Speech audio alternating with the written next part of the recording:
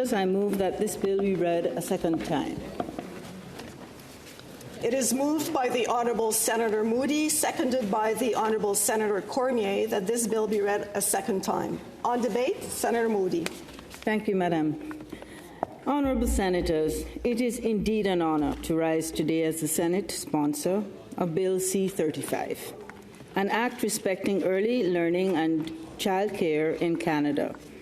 This bill was first tabled in the House by the Honourable Karina Gould, then Minister of Families, Children and Social Development. It was sent to us with unanimous support of the other place and is an important part of the government's project of building a high-quality, accessible, affordable and inclusive early learning and child care system for all Canadians. The bill represents the culmination of decades of advocacy for childcare experts, advocates for children, women, and economists. Its passage would enshrine in law a federal commitment to cooperate with provinces, territories, and Indigenous peoples to build and sustain a service for generations of families, to the benefit of communities, to the benefit of the country as a whole. At the outset, I want to state, to no one's surprise, that I'm enthusiastically in favour of this bill. Taking care of children, looking after their physical and cognitive development from their very first days, understanding the alignment of development with learning, with outcomes, this has been my life's work and my passion. I've seen firsthand all the benefits of high-quality early childhood education and know the positive effect it can have on a child's life. I'll share with you that during this debate, how I view the current landscape is on the issue of childcare and where this legislation fits in. I'm glad to hear from many of you colleagues that this bill is widely supported in this chamber, and I really do look forward to listening to your thoughts during this debate. The history of childcare in Canada informs where we find ourselves today. It leads us to the challenges we face and to the choices that we have at hand. So that's where I'll start. Honourable colleagues, what is the story of Canada's childcare system? I want to bring us back to the 1960s and 70s, because much of how the childcare system is being operated and conceptualized today began back then. Specifically, there are three important events that took place. First, the 1966 Canada Assistance Plan. This program created a cost-sharing agreement for social assistance programs such as childcare for poor families. And to my knowledge, it's the first foray of the federal government into childcare. Second, the rise of women's participation in the labour force as a result of feminist movements and changes in the economy. Women's participation in the workforce surged significantly as they sought to contribute to their families' prosperity and to exercise their gifts and their talents in the workplace. In 1960, we saw that 30% of working-age women were active in the labour force. That would rise to 42% by 1970 and to 60% by 1980. As a result of women's participation in the labour force, and thanks to greater public funding, childcare outside of the home became an increasingly common occurrence. By 1973, 5% of children were regularly cared for in a daycare centre, and that figure doubled by 1981 and tripled by 2004.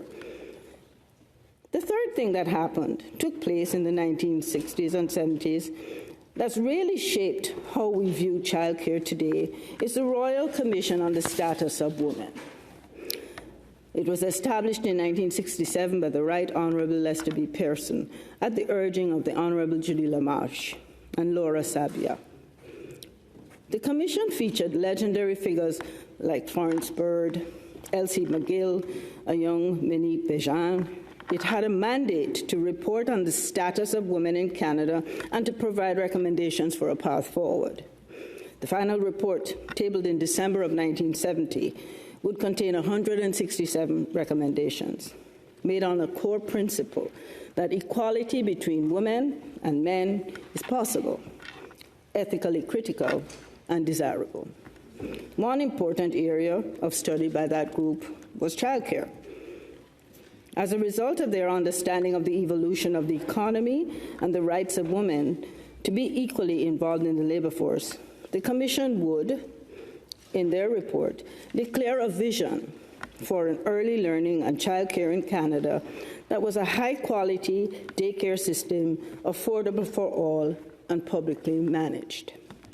To them, this was to be an important step towards gender equality in Canada, and they called on the Government of Canada to step in and to lead in the development of a strong national program. And I'll state the recommendation of 118, which, quote, "We recommend that the federal government immediately take steps to enter into agreement with the provinces leading to the adoption of a National Daycare Act under which federal funds would be made available on a cost-sharing basis for the building and running of daycare centers meeting specific minimum standards," end of quote. That was the beginning of a long and important conversation about how childcare should operate in Canada. Should Canada participate in the creation of an ambitious, high-quality, affordable, or accessible program? And if so, how? And today we continue to have this conversation. Through the 1960s and 70s, childcare remained a hot topic, various federal governments committing to implementing a national childcare program. But it was not until 2005 that Ken Dryden agreed to bilateral agreements on the eve of the federal election. And that was when we seemed to make meaningful progress. By 2006, a campaign would see the Harper Conservatives win power and undo the childcare deals in favor of the universal childcare benefit, in addition to the child tax benefit and the national child benefit. The universal childcare benefit was a taxable benefit of $100 per child under 6 years of age. Fast forward a decade later, the Trudeau Liberals would form government and convert the universal childcare benefit and the child tax benefit to what we know today as the Canada Child Benefit, a tax-free benefit that can be topped up with a child disability benefit where needed. Families can receive up to $619 a month for every child under 6 years of age and $522 a month for children 6 to 17 years of age. And what was the impact of this? For most middle-class families, this translated into hundreds of dollars of support every month, a positive step in the right direction, you will agree. In addition, in 2017, the government reached an agreement on multilateral early learning and childcare framework with provincial and territorial governments, injecting $7.5 billion over 11 years. The purpose of this, quotation, increase the quality, accessibility, affordability, flexibility, inclusivity in early learning childcare with considerations of families that need care the most. Through the mid-2010, childcare had really slipped in its prominence as a discussion at the level of government. But during this period, what we saw was the use of childcare and its costs growing significantly because less and less individuals were able to access affordable childcare for families in this period. Leading up to 2011, when the majority of parents, 86%, were using childcare in a system that looks like this. It had evolved into a mix of daycare centers run by municipalities or not-for-profits. Some were licensed, some unlicensed home daycares, some private centers. Different jurisdictions would have different requirements for quality and qualifications for workers. And for many families, finding a space for their child would be an increasingly challenging task.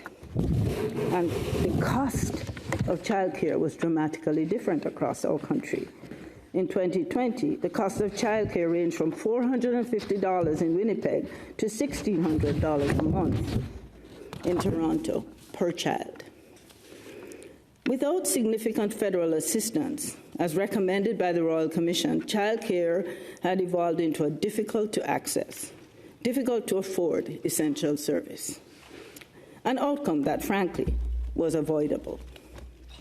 Consider Quebec, a province that has had a public childcare system since the late 1990s.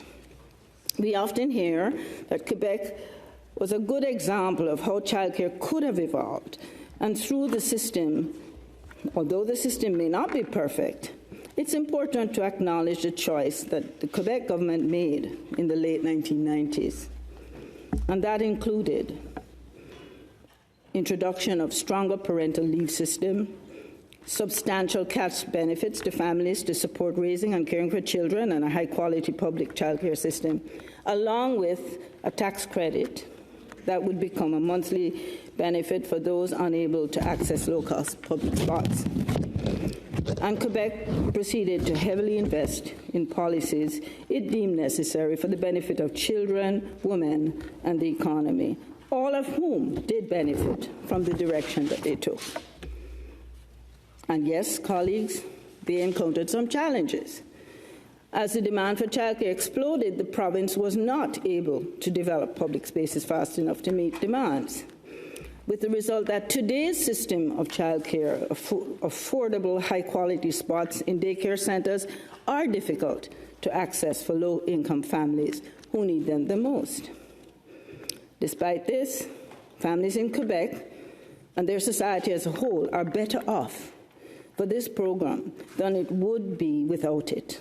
With over 220,000 subsidized daycare spots, almost half of which were in the publicly managed centers.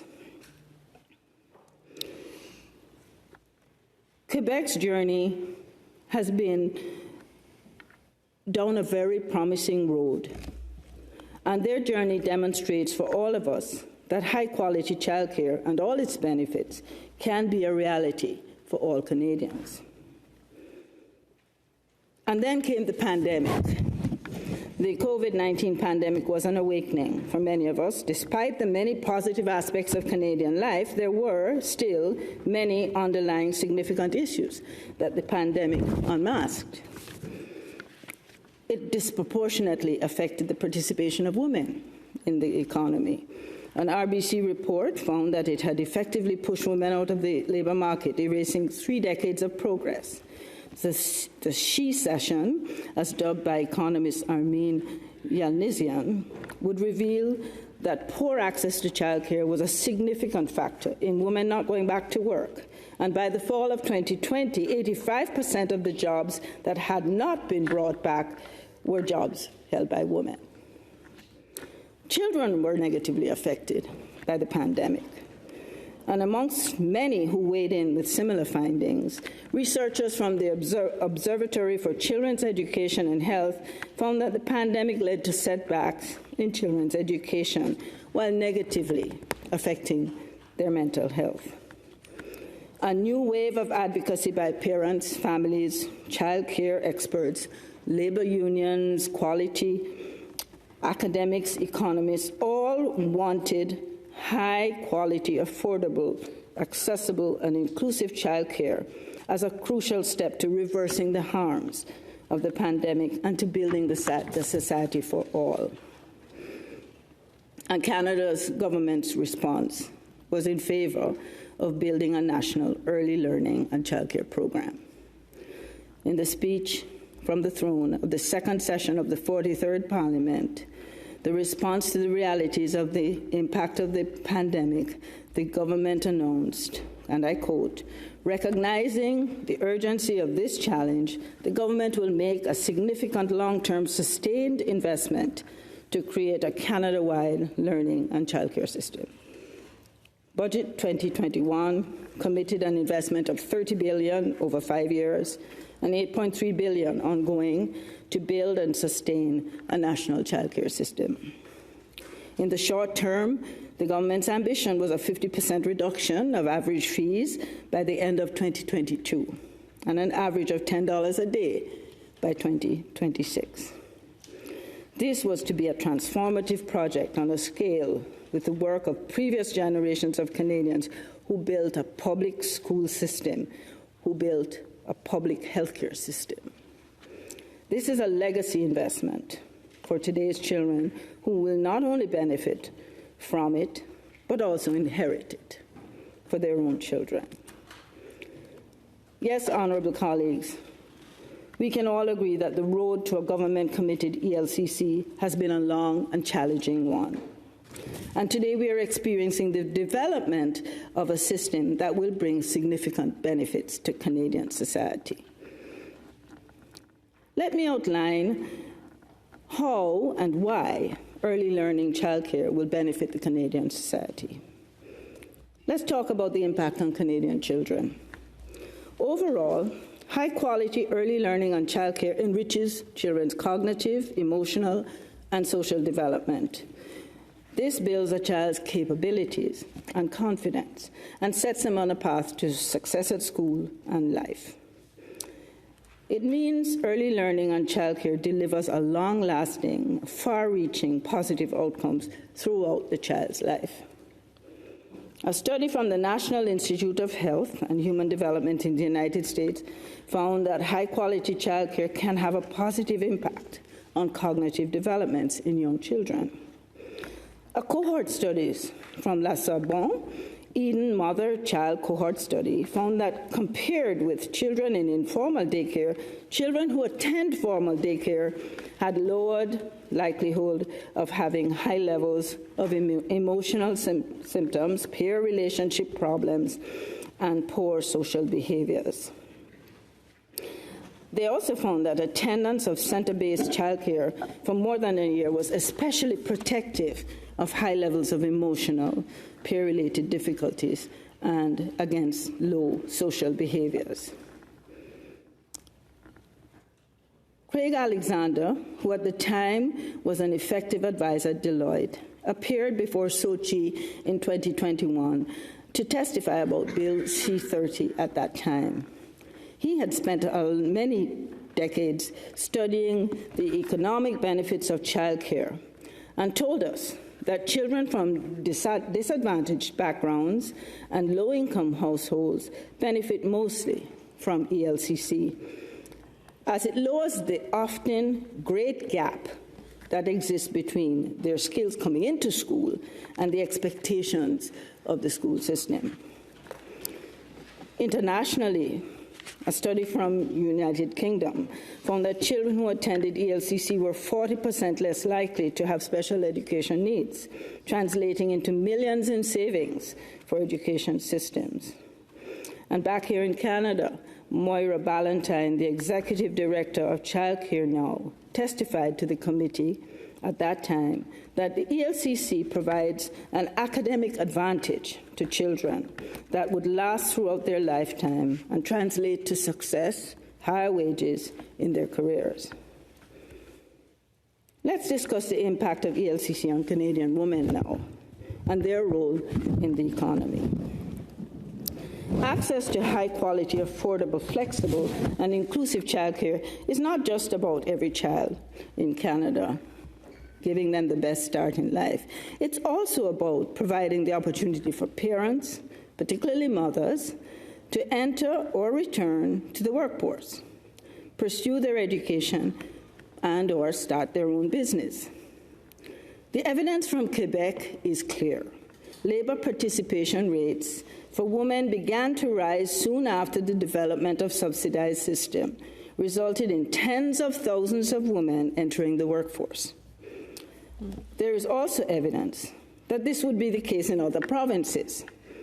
A recent study by TD Bank's chief economist entitled, and I quote, "The availability of childcare will define Canada's workplace," end of quote, found that increased access to childcare in provinces led to an increase in the participation of women with children under 6 years of age. The labour force participation rate amongst women with children under 6 years of age, had skyrocketed since the pandemic and had risen by 4 percentage points since 2020, equating to roughly 111,000 additional working women, a sharp acceleration from the 1.7% increase posted in previous years. For honourable colleagues, there is clear consensus that access to childcare is a major barrier to full economic prosperity and gender equality for women. And what's the impact on the economy in general? Well, we observed during the pandemic support for private sector leaders for Canada-wide ELCC was strong because they saw it as a vital to economic infrastructure and restoration of the economy. Access to affordable childcare plays an important role in recruiting and retaining the best talent the world has to offer. And the federal government agreed. By expanding access to affordable, high-quality and inclusive childcare, Canada is giving its families the opportunity to be ambitious, to be bold, to work hard, to secure their future, and to be prosperous, knowing that their children are safe, healthy, and thriving. In addition, studies show that for every dollar invested in early childhood education, the broader economy receives between $1.50 to $2.80 in return. The federal government's own estimates predict that a Canada-wide system could raise real GDP by as much as 1.2% over the next 2 decades. Susan Prentice and Molly McCracken of the Child Care Coalition of Manitoba found that children would have significant regional benefits. They determined that for every dollar invested in Winnipeg's childcare system, the region would gain $1.38 back. Greater access could bring relief and support to nearly 13,000 households, increasing the income of these families by more than $700 million a year. So in summary, greater access to childcare will mean better outcomes for children, women, families, and the economy as a whole. This is why a national childcare program matters. This is why this bill matters. Honourable colleagues, the last few years has been exciting as the government has significantly increased its involvement in the provision of ELCC. And it's done this through 3 main avenues: through bilateral agreements with provinces and territories, through investments in infrastructure, and through legislation, Bill C-35. Let's talk about the first one, and the most significant one, the bilateral agreements reached with provinces. Shortly after the adoption of Budget 2020, British Columbia became the first province to reach an agreement in July of 2021. By March of 2022, all the provinces and territories had signed agreements, Ontario being the last one. Today, Manitoba, Saskatchewan, Newfoundland, and Labrador, and Nunavut have all achieved the goal of $10 a day licensed childcare 3 years ahead of the national target. Quebec and the Yukon had already achieved an average cost of $10 a day or lower for regulated childcare in their jurisdictions. In Alberta, British Columbia, New Brunswick, Northwest Territories, Nova Scotia, Ontario, and PEI, fees for licensed childcare have decreased by 50 to 60%. Those provinces are on track to achieve the $10 a day mark by March 2026. And what does it mean for families? They are saving between $3,900 to $6,600 per year per child. And the bilateral agreements, as we have heard, are all different in their details.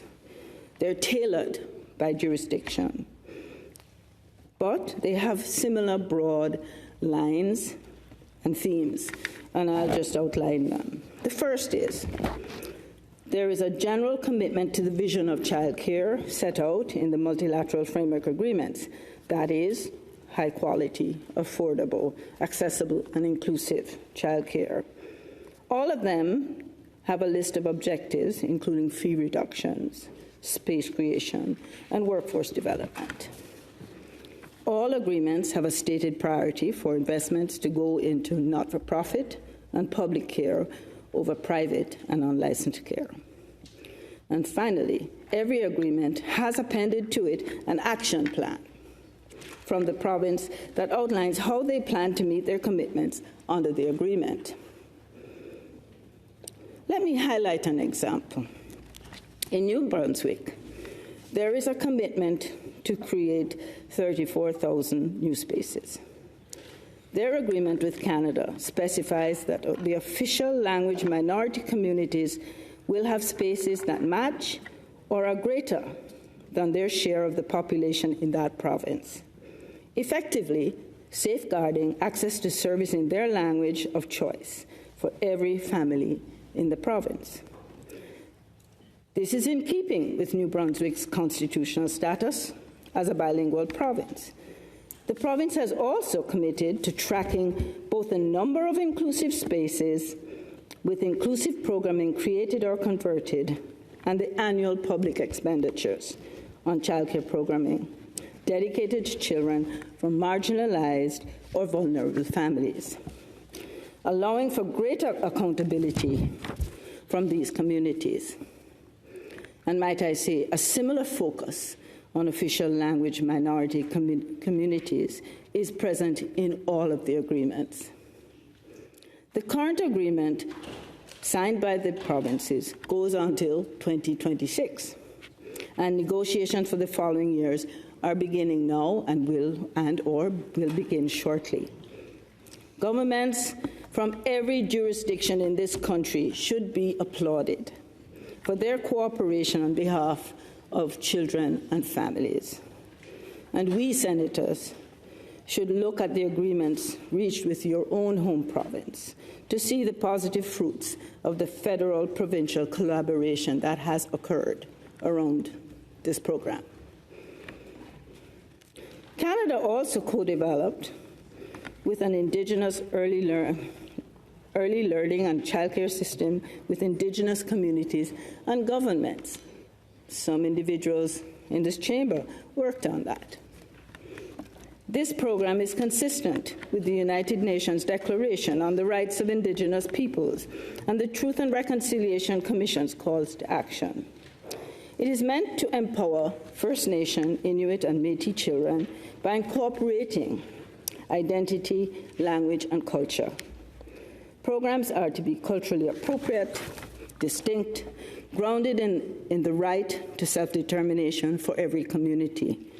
Indigenous ELCC also includes plans for space creation, workforce development, but most importantly, Indigenous communities have direct influence over the delivery of the program through investments in governance and partnership building.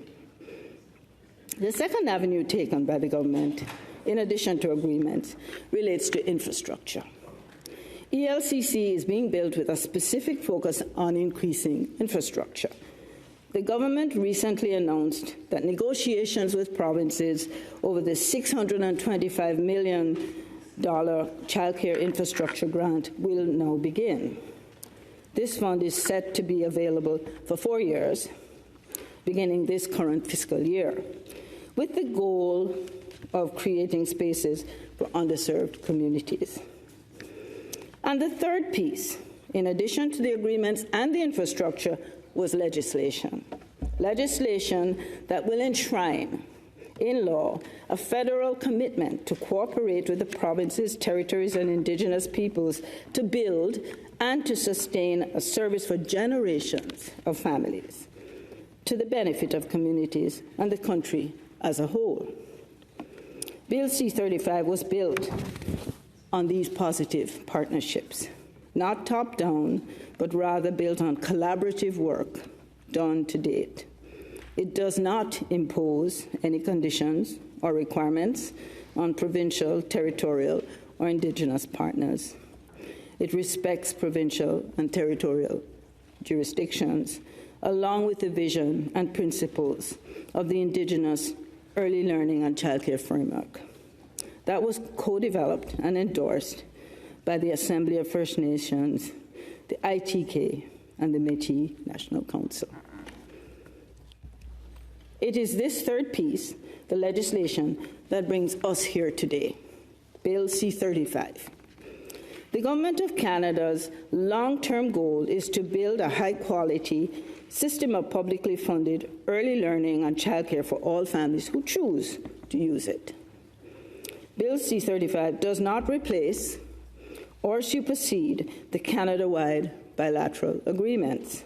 Rather, with this legislation, provincial, territorial, and Indigenous partners will benefit from greater predictability and assurance of long-term federal commitment to early learning and childcare.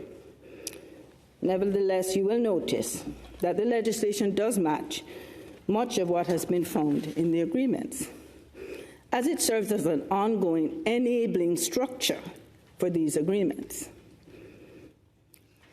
Now let me examine the legislation in greater detail. First, there is a statement of the government's vision on ELCC in Section 6 of the bill.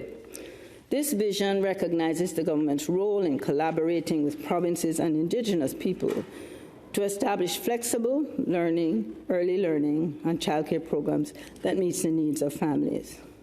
There is specific recognition of the need for culturally appropriate services led by Indigenous peoples.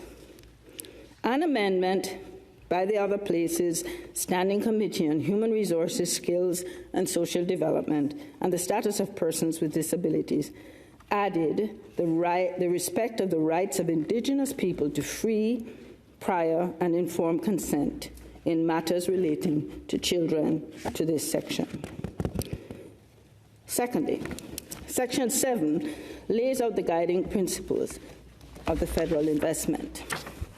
It states, federal investments respecting the establishment and maintenance of a Canada-wide early learning and child care system, as well as the efforts to enter into related agreements with the provinces and with Indigenous peoples, must be guided by the principles by which early learning and child care programs and services should be accessible, affordable, inclusive, and of high quality.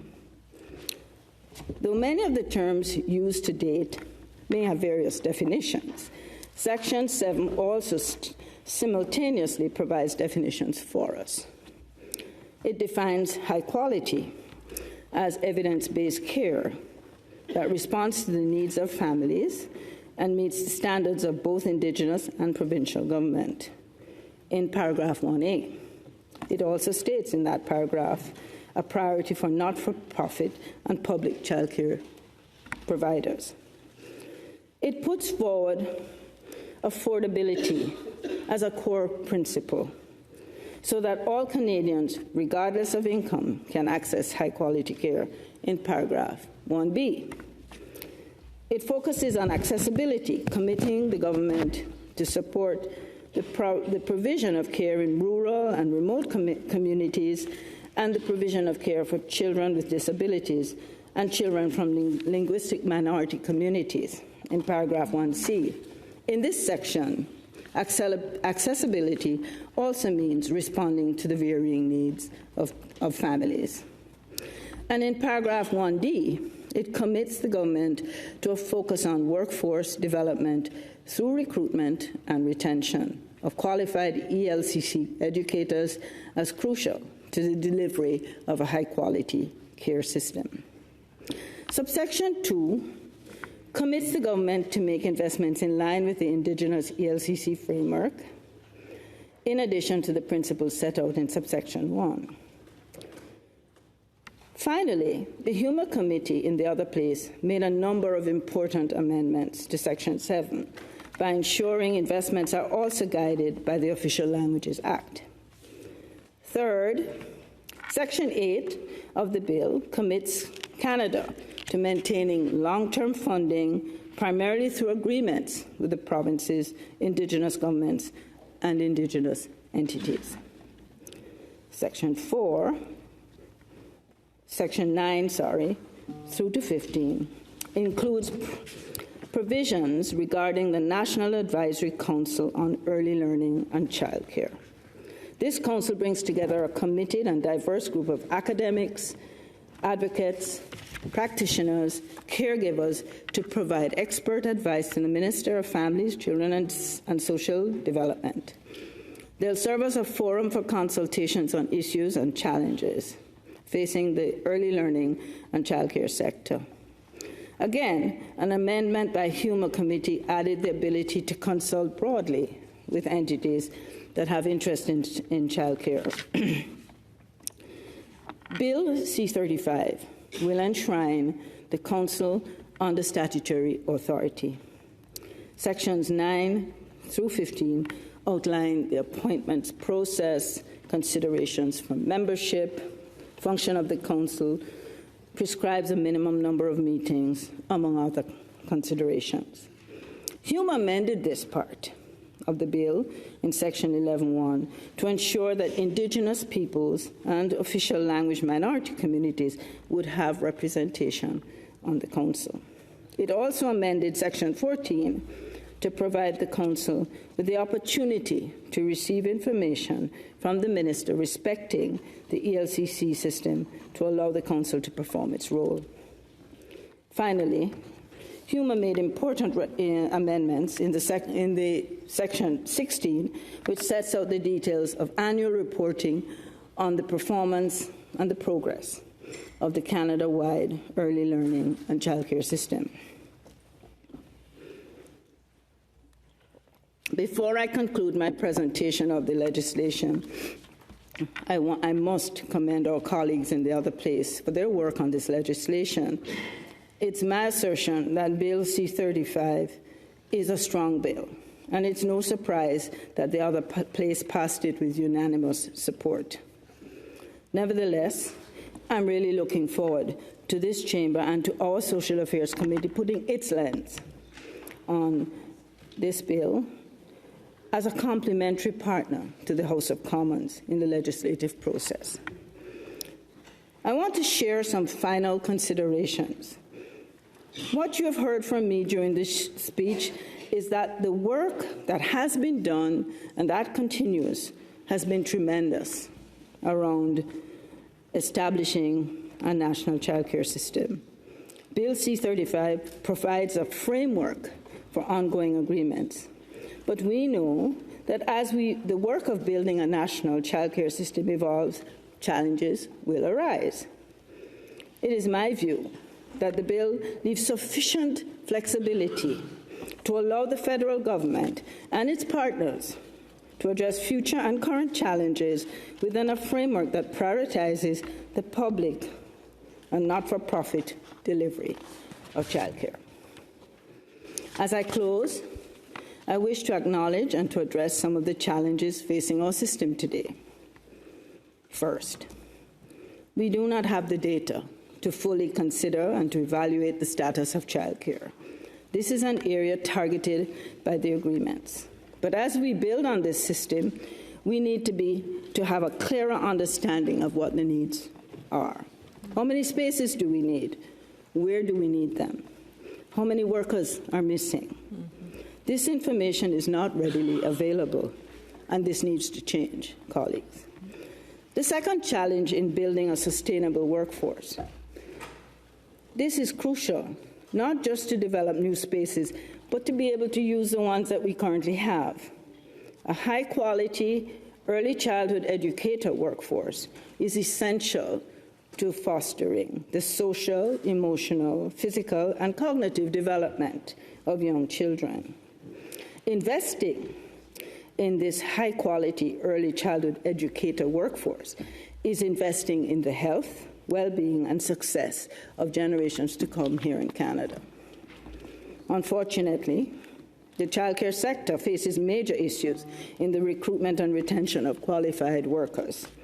The Childcare Resource and Research Unit found that 50% of workers are exiting the industry within the first 5 years.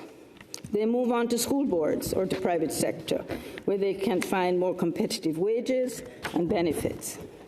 And this is directly affecting supply. The YMCA of Ontario reported to us that of its 1,250 centres, none are operating at capacity because of staff shortages. This leads to long wait lists and to burnout for staff. Compensation, benefits, and clear career trajectory are key to the long-term development of the workforce. This is possible by integrating childcare centres into larger social service networks, which have the resources to provide competitive wages and benefits, along with the size to allow mobility and new opportunity for workers. This leads to my final point. The choice of public and not-for-profit care over private care. I believe that this choice is a good one and needs to be an essential principle underscoring any national childcare program. We must recognize that there are private operators that are providing excellent, high-quality care throughout this country. But childcare is ultimately a public good. Individuals and firms operating on a for-profit basis will never have the incentive to develop the kind of system we need. A system that emphasizes affordability, inclusivity, and accessibility, not one that reacts to the bottom line. This is why public and not-for-profit operation is critical. When she was before Sochi concerning Budget 2021, Morna Ballantyne, a then Executive Director of Childcare Now, argued that a public system is crucial to equity and quality, and that expanding the supply of services must be a government responsibility. Now, this is not the end of private childcare. The agreements do allow for some funding to private providers. Indeed, all existing private providers were brought into the Canada-wide system from the start to maintain access for parents. But going forward, it is the government's intention to make sure that public funds are used for public goods. Ultimately, colleagues, we are making a policy choice here, because access to a critical service that we consider to be a public good should not be based on profit incentives or the ability to pay. Childcare, like other areas of our education system, is critical for our children's outcomes and for their futures. Although not supported by all, this policy choice is supported by the evidence, within and without and beyond our borders. It is best for our young children and for our future prosperity. Now that we're in the midst of this transition period, fees may be going down, but spaces may not yet be opening up. Many may feel that the change is not coming soon enough, that the plan is not working well enough.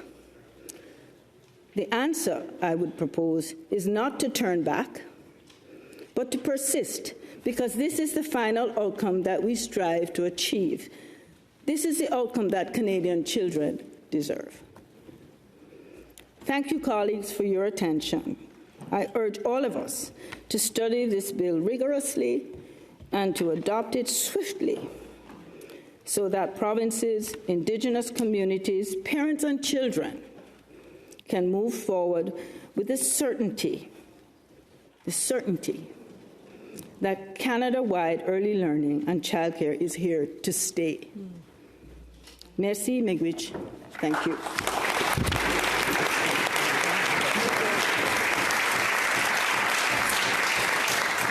Senator Cardozo, there's 1 minute left. You would like to ask Senator Moody a question? Thank you very much, Madam Chair. Just a quick question. Thank you for that very informative overview of the law, and thank you for mentioning the great Monique Bégin, who was a great icon and left a great legacy for us in terms of social and health policy in Canada. My question is about public support for childcare in Canada. Indeed, this is one of the most important affordability programs we are putting in place. Over the years, over several decades, there was really only women's groups and the women's movement and feminist groups who were calling for childcare. Something happened over COVID and that changed, and you mentioned that. Could you say a little bit about how this changed and how we finally got the business community on side for national childcare at this point? Senator Moody, there's 7 seconds left. Are you asking for more time? Are you asking for 5 more minutes? Is leave granted? I hear no. Senator Martin? To the debate.